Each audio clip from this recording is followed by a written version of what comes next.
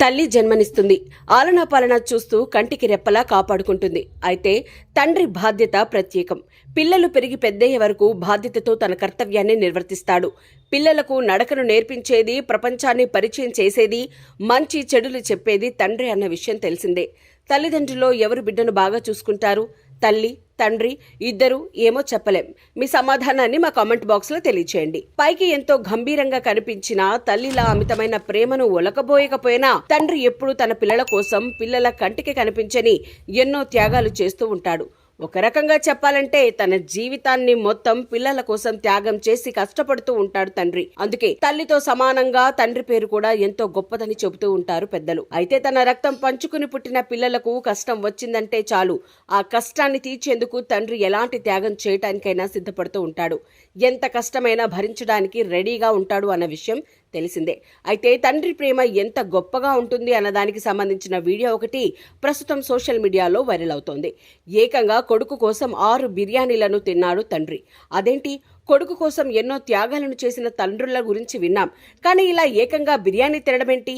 అది త్యాగం ఎలా అవుతుందని అనుకుంటున్నారు కదా.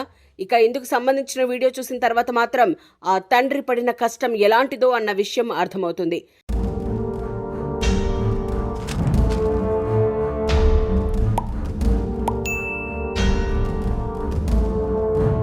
తమిళనాడులోని కోయంబత్తూరులో ఈ ఘటన జరిగింది.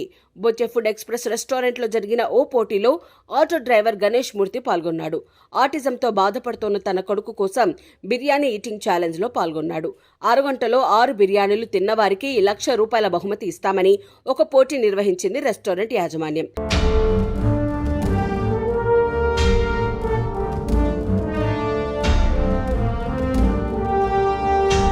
తన కుమారుడి చికిత్స ఖర్చుల కోసం ఆ డబ్బులు పనికి వస్తాయని భావించాడు తండ్రి. ఒకవైపు కొడుకు ఆరోగ్యం బాగోలేదు. ఆయన దుఃఖాన్ని దిగమింగుకొని ఈటింగ్ ఛాలెంజ్లో పాల్గొన్నాడు.